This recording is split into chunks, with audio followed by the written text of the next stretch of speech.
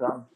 Yep, there is a countdown. Hey, everybody, it's Shelly Hoffman with Heart Home and Community. And in a little bit different of a setting, so hopefully the Wi-Fi stays with us. When we start, there's always a countdown, 5 to 1. It was a little fluky today, so thanks for bearing with me, Bob. I'm with Bob Wicks again. He's nice enough to give us an update on what the Town of Lysander is doing. You know, I'm hoping we're getting to a point where we're flattening the curve, but like we say every week, if we do anything too soon, we're just going to rise back up again. So, how was your week, Bob? Did you have a nice Easter? Had a nice Easter. The only problem, normally I have 10 or 15 kids in my backyard. Sometimes the most we ever had was 20, and we do a giant Easter egg hunt. This year we had our just our two grandkids over. My wife and I stood up on our back deck while the kids went out in the yard and they did their thing. So that was a little different. Along with, not like we were discussing, not being able to go to church, you don't realize what you're missing until you don't have it. So that was different. But Yeah. Oh, good. Yeah, we had I talked a little bit about my Easter with Mike Leffencheck yesterday, and it definitely was different. But Easter is a holiday. A lot of people Zoomed with their family, got to see them from a distance. I had one thing on social media from friends within Pittsburgh. She sat on this side of the yard. Her parents sat on that side of the yard, and they had dessert at the same time. So I thought that was kind of interesting and nice. So, what's going on in the town of Lysander? Anything new, or what can we tell well, people? like we were discussing, it's been quiet because people really can't get out. But we're starting to look at how we're going to reopen up the town. We looked at, first thing we have to do is make sure that our employees are safe. So we're starting to come up with some different procedures, and we're still developing them. We don't have it, and we'll have to make sure that we get them some PPEs, personal protective equipment, so that when we do open up, both the employees and the citizens coming in are going to be safe. It's going to look a little different.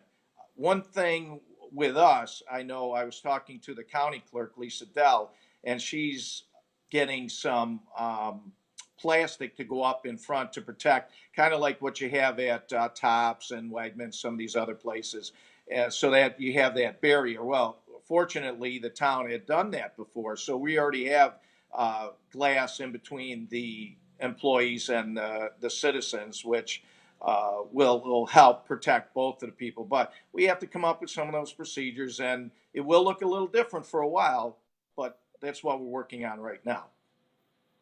So and this is an opinion. There's no way for you to know. Just want to throw it out there. I know people have said even when the the the work order goes, people can go back to work. There's people that think it's going to be a trickle effect, and you wouldn't know that for a fact. But have you heard that, or think that kind of like when they said Dunkin' Donuts? I'll use that as an example. For a while, it was just 50% of the tables. They had to remove some of them. And do you think they're going to slowly kind of go backwards with some people can come into work but not full staff, or do you think it's just when they say, okay, everybody's back, it'll be a rush? And I know you can't answer that for sure. I'm just kind of curious what you think.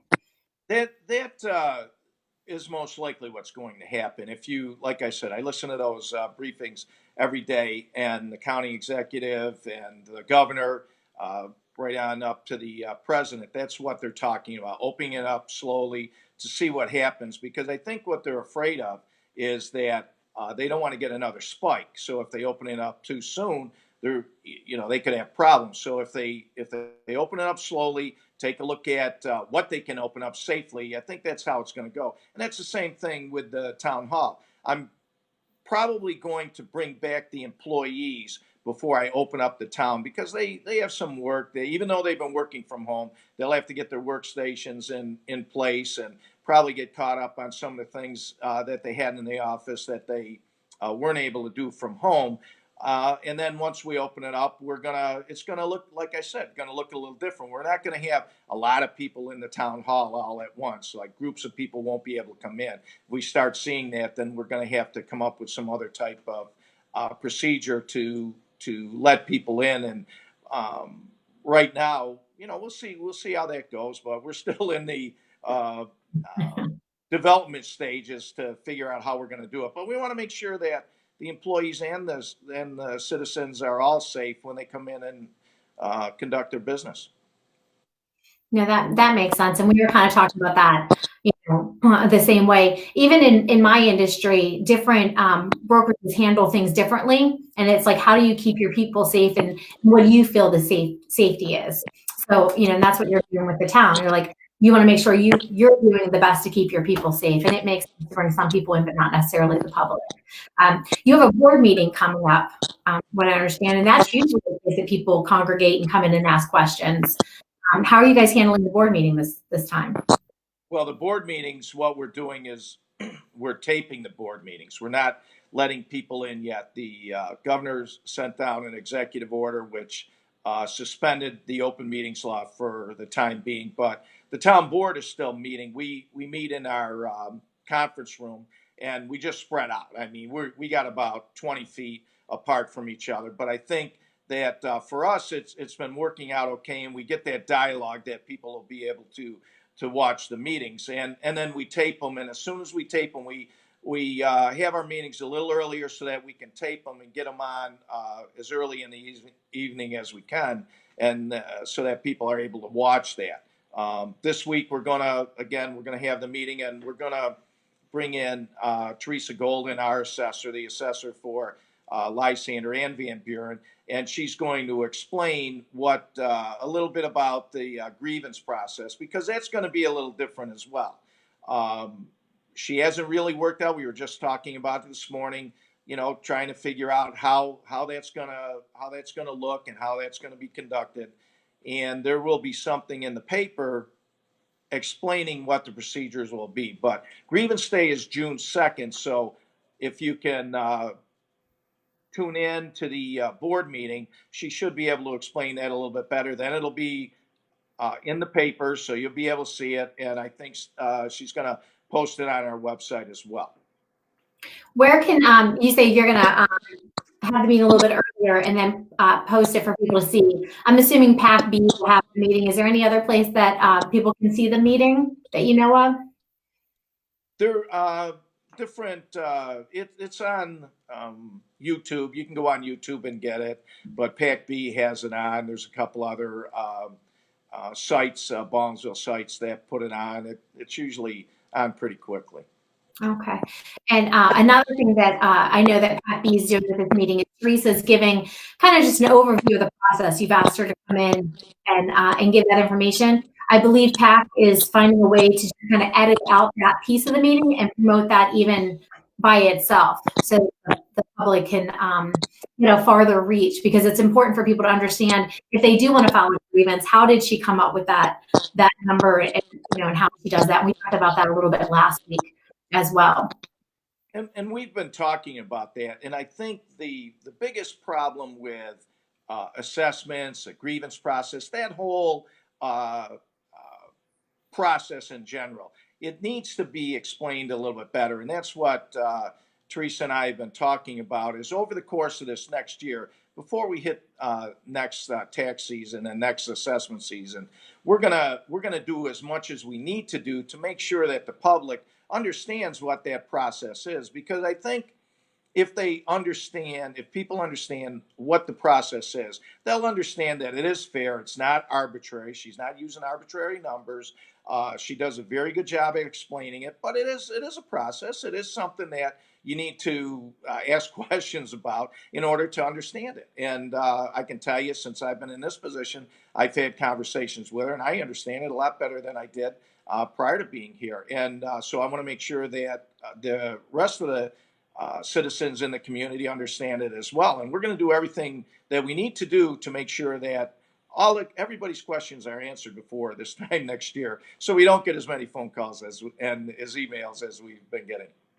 If somebody has a question that they're hoping that she talks about at the meeting, can they email the town, I'm assuming, to kind of get those questions before the board meeting? Or if they watch it and have questions afterwards, I would assume the protocol is to shoot emails or call the town themselves and ask questions directly, correct? Yeah, you can. If you call the town, you could send me an email. You could send Teresa an email, and that's all on our website. The emails are all on there. And if there are questions, we'll make sure that they get answered. Okay. And the form that you talked about as far as filing a grievance, that's on the website as well. Is it something they can download and fill out? I'm not sure what that process is, but Teresa told me this morning that all of that will be explained, uh, certainly on our website and in the paper. We'll make sure that everyone knows what it is. Okay. Not that I'm planning on filing a grievance, but I just figured if I want to, I want to make sure I know how to do No, it. and we want everybody. I mean, if you don't feel that your property is assessed properly, you should grieve it. I mean, that's what you should do. Grieve it. I've done it before when I lived in the town of Clay.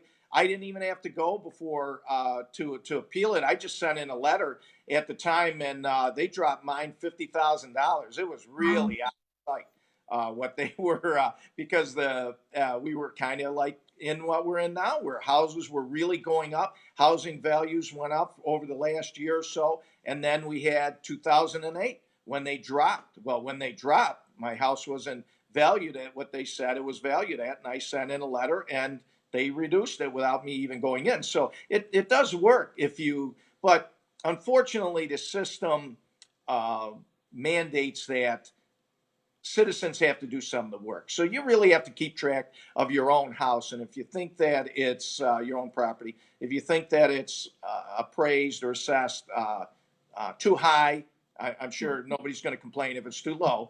But if it's assessed too high, then they should send a letter in because they do get lower. And I can attest to that.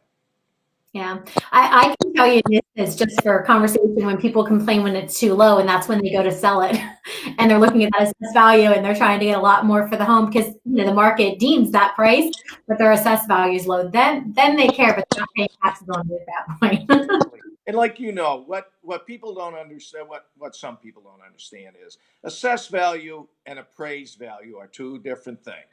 So what you can sell it for and what it's worth to somebody. I mean, I bought my house and I went in and talked to Teresa prior to grievance day because I paid more than the market value and the market wasn't hot. I just wanted the property. Well, that doesn't mean it's worth it. It was worth it to me, but if I went to sell it, it wasn't going to be worth it. So I went in, explained that to her, and essentially, I was happy with the appraisal. I thought it was fair.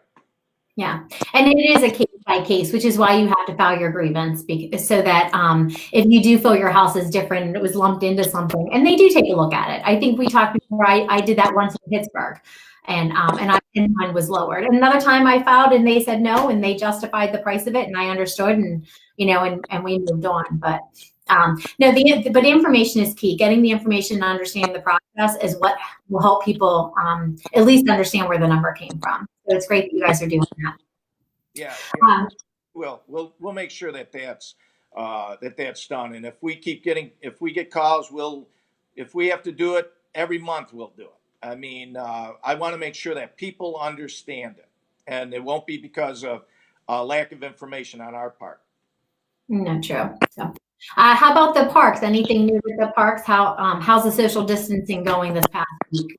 Well, we did have a little bit of a problem. The parks director did find some people on our soccer field running some type of practice up there, and we had to ask the people to leave because the facilities aren't open.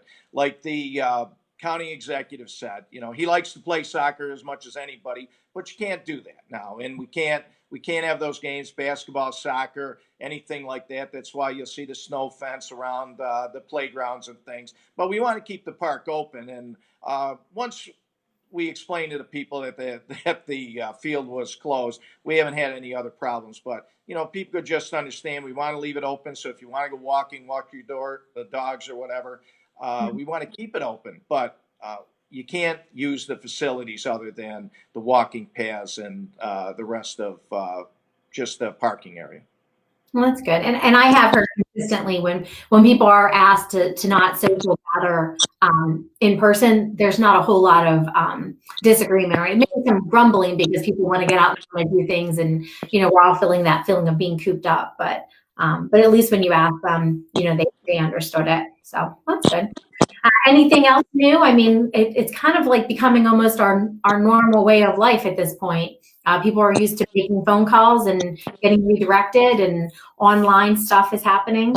At least I know in my world that's what's happening. But Well, um, we're in the process of developing a comprehensive emergency management plan.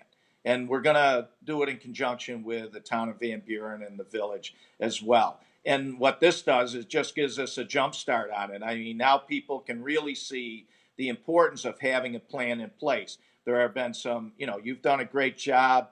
Ballsville Helping Ballsville's done a great job, but there are some weaknesses in there, and we can certainly tighten them up. And once we get through with this has given us an idea where we need to get a little stronger, and the type of things that that the community wants in place. And I had thought about when I was putting the plan together, bringing all these volunteer groups. I didn't know there was going to be this many, and hopefully we can keep the groups that have formed during this crisis. Hopefully we can keep that together so that the next time, and there will be a next time, hopefully not as big as this, but there'll be something. It could be small. I mean, we had a SWAT call in the village before where we had to displace some people. So there's always something that we could do. If you had a truck come through and it tips over and it has some sort of noxious materials, we got to evacuate areas. So we want to make plans that we're prepared for those type of things.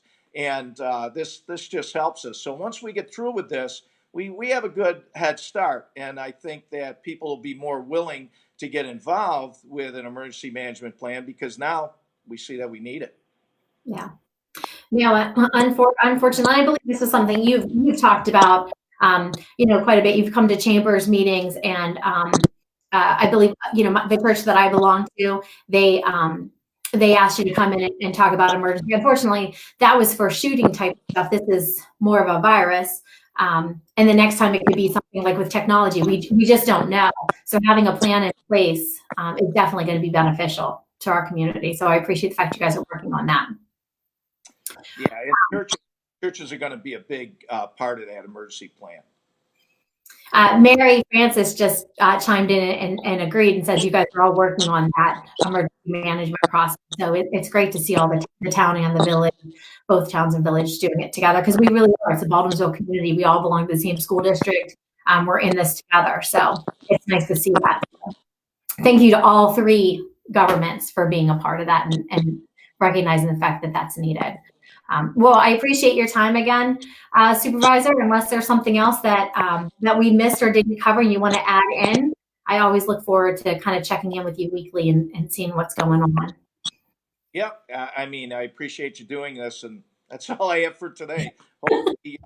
Hopefully moving forward, it'll get better, and I think it will. I mean, things seem to be loosening up, and when they do, we're going to get the town open as soon as we can so that people can get back to normal. But like you said, it's going to be slow. It's going to be a trickle effect. Probably, if I was to guess, sometime in the middle of June, maybe the end of June, before everything's really back to what we would consider normal.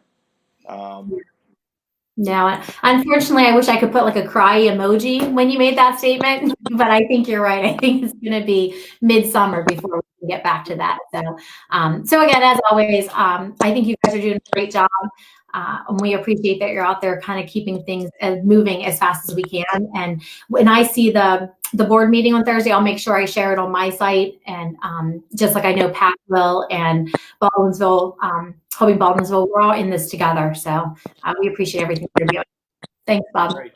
Thanks again.